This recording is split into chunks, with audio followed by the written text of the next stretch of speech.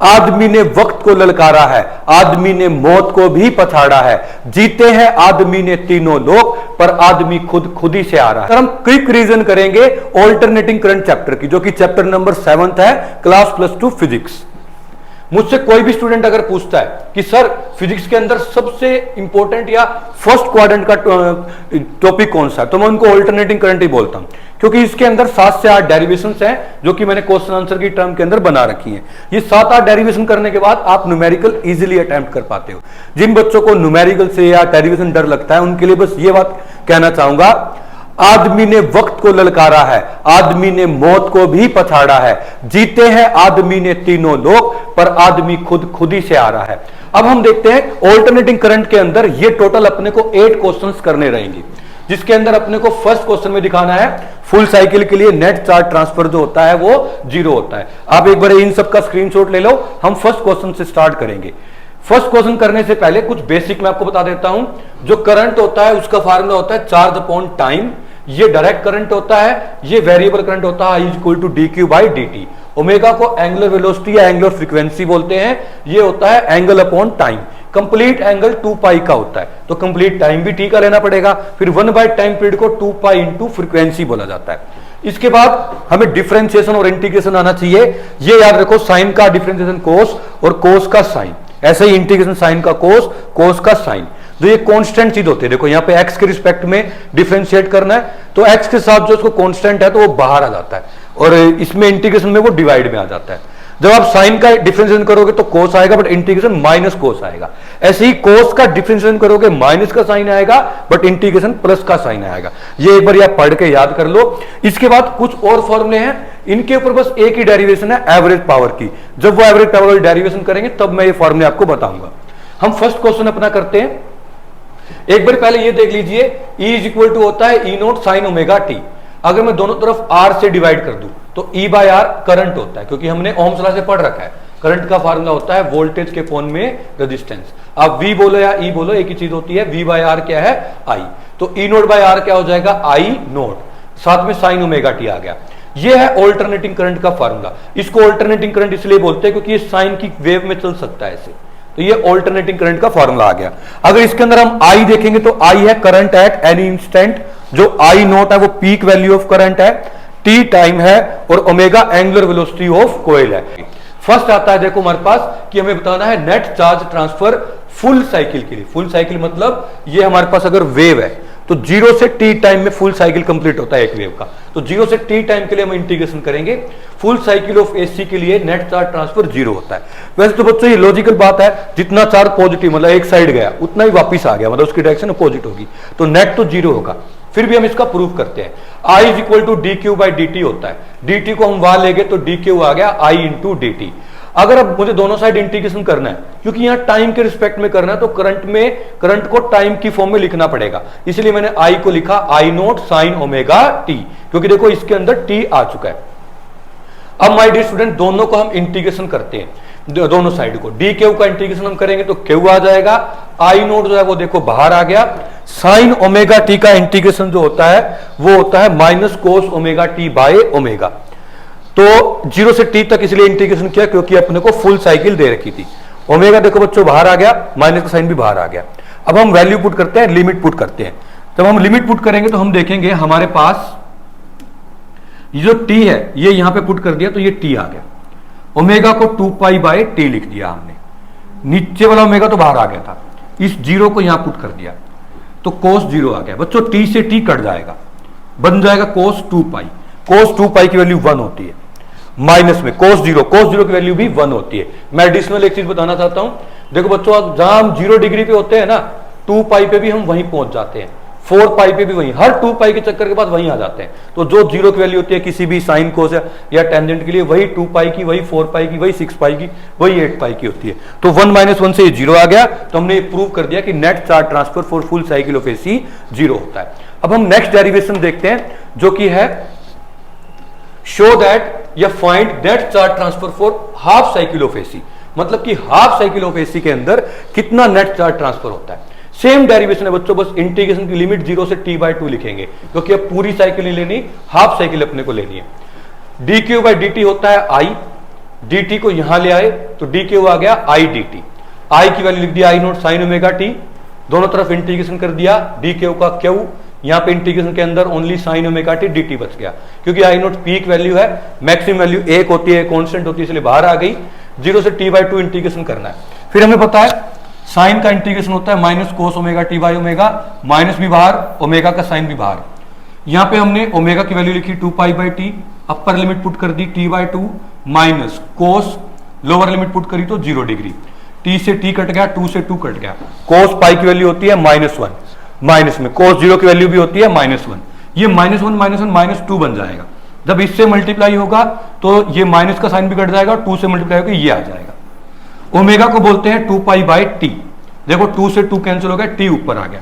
इस फॉर्मूले को आप याद कर लो कि हाफ साइकिल ऑफ एसी के अंदर जो नेट चार्ज ट्रांसफर होता है वो I note t by pi होता है। कितना? I note t by pi, I note t by pi, क्योंकि इसकी जो यूज है वो मीन वैल्यू के अंदर अपने को इसका बेनिफिट मिलेगा। अब हम नेक्स्ट देखते हैं mean value of alternating current. Mean value of AC को एवरेज वैल्यू भी बोलते हैं। पहले आप ये समझ लो, एक एग्जांपल से आपको समझना पड़ेगा तो ही डेफिनेशन समझ आएगी। देखो बच्चों, ये ऑल्टरनेटिंग करंट है, ये डायरेक्ट करंट है। सबसे पहले तो आप ये समझ लो, हम हाफ साइकिल के लिए सब कुछ देखेंगे। हाफ साइकिल के लिए इसलिए देखेंगे क्योंकि फुल साइकिल में नेट चार्ज ट्रांसफर होता ही नहीं, नेट चार्ज ट्रांसफर 0 होता है।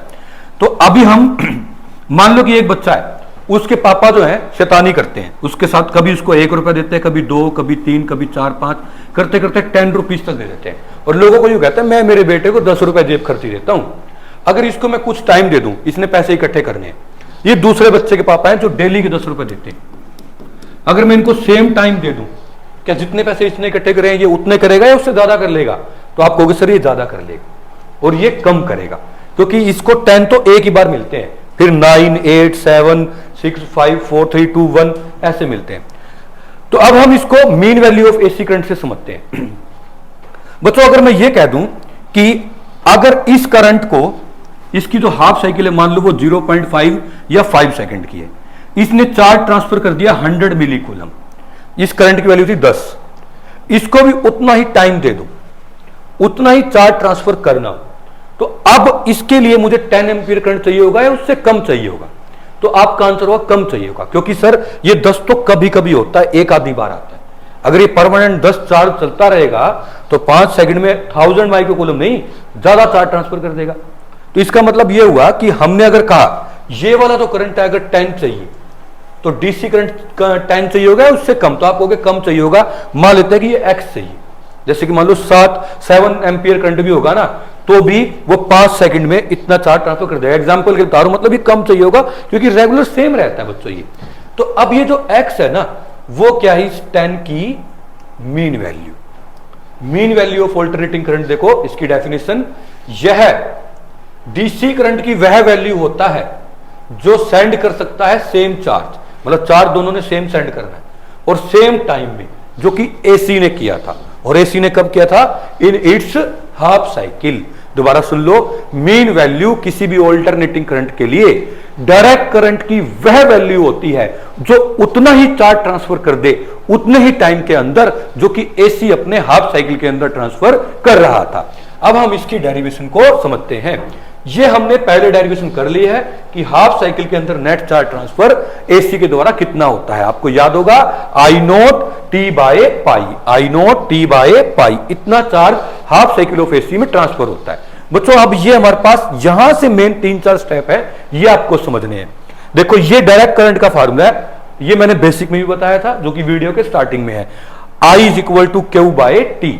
इसमें मैं अगर चार्ज उतना रख दूं, थर्ड इक्वेशन से लेके, जो कि एसी ने अपनी हाफ साइकिल में पुट किया था, मतलब ये मैंने वही चार्ज रख दिया। देखो, टाइम भी उतना रख दूं जो एसी के हाफ साइकिल का था, मतलब T/2। तो ये जो करंट है, अब डीसी करंट, ये डीसी क्या बन जाएगा? Mean value of alternating current. तो यही हमारे पास मीन वैल्यू बन गया। एक बार फिर से सुन लो, ये डायरेक्ट करंट का फॉर्मूला होता है। अगर मैं चार्ज उतना ले लूं जितना एसी ने अपनी हाफ साइकिल में ट्रांसफर किया था, और टाइम की जगह भी T/2 ले लूं, उस टाइम पे यही करंट क्या बन जाएगा? Mean value of alternating current. अब ये टी से टी कैंसिल हो जाएगा, 2 ऊपर चला जाएगा, 2 बाई पाई को 0.637 बोलते हैं। तो इस हाथ में आई नोट था, तो आई एवरेज कह लो या आई मीन कह लो, वो हो जाएगा 0.637 ऑफ आई नोट, या 2 बाई पाई से भी कई बार न्यूमेरिकल सोल्व होते हैं। तो ये दोनों फॉर्मूले आप याद कर लो। अब हम कर रहे हैं आरएमएस वैल्यू, ट्रू वैल्यू या effective value of alternating current. मैं आपको 2 एग्जांपल से पहले बताता हूं, फिर ये डेरिवेशन समझना या डेफिनेशन समझना दोनों इजी रहेंगे। माय डियर स्टूडेंट्स, आपके पास मान लो 2 अलग अलग बाल्टियां हैं, जिसके अंदर एक में आपने ऑल्टरनेटिंग करंट लगाया है 10 एम्पियर। बस ये ध्यान रखना 10 हम मैक्सिमम वैल्यू को बोलते हैं, मैक्सिमम वैल्यू को 10 बोलते हैं। इसने आधे घंटे में 80 जूल हीट प्रोड्यूस किया, इसको भी 30 मिनट्स का टाइम देता और 80 जूल हीट प्रोड्यूस करने के लिए कहता, तो वैल्यू 10 चाहिए होती है, उससे कम। तो आप कहोगे सर अगर ये रेगुलर 10 मिलता रहेगा तो दिक्कत आ जाएगी, क्योंकि ये 10 तो कभी कभी होता था, ये 9 भी होता है, 8 भी होता है, 7 भी होता है, 1 भी होता है।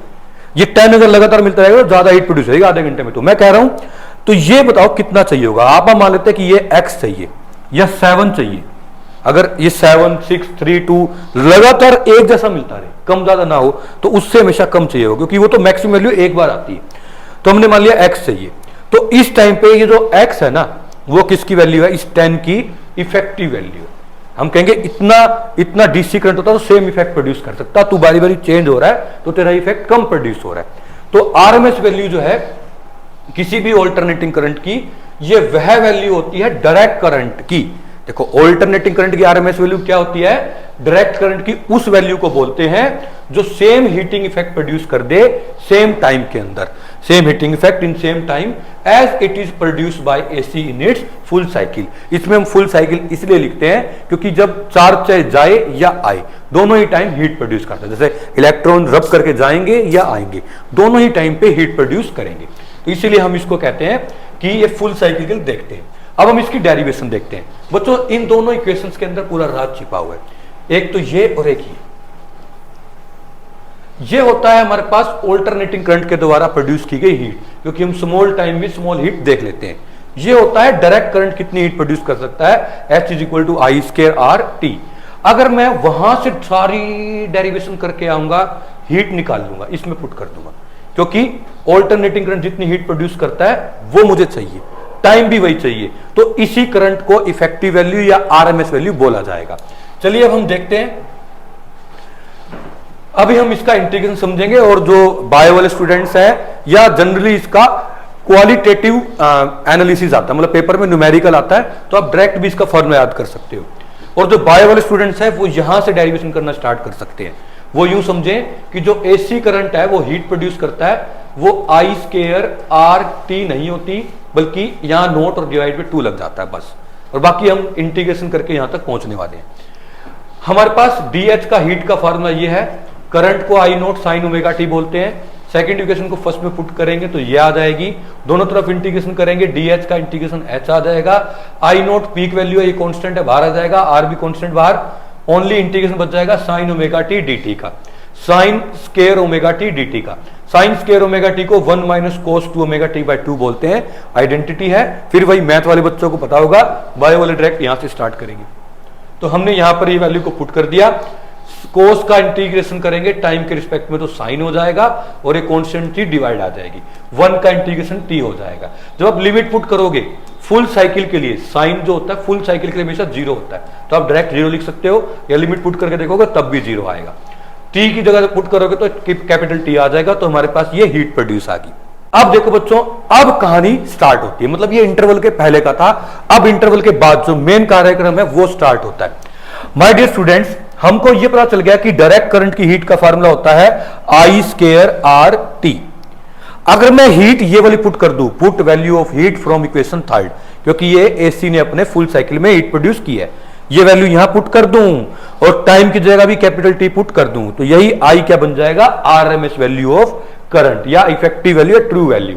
मैं बताऊंगा आरएमएस भी क्यों बोलते हैं, क्योंकि बच्चों आर से आर तो ये पहले कैंसिल और टी से टी कैंसिल, ये स्क्वायर यहां पे आके रूट आ जाएगा, रूट आने से देखो रूट भी आ गया, 2 से डिवाइड करके मतलब मीन भी है, क्योंकि एसी में 2 ही साइकिल होती है, तो 2 से डिवाइड कर दिया मीन ले लिया, और स्क्वायर वाली टर्म का मीन ले लिया, इसीलिए इसको बोलते हैं root mean square, RMS value of alternating current. जब आप रूट लोगे तो ये स्क्वायर से रूट कट गया, तो हमारे पास आई नोट आ गया, डिवाइड बाय इस 2 को √2 बोला हमने, तो 1/√2 की वैल्यू होती है 0.707 आई नोट।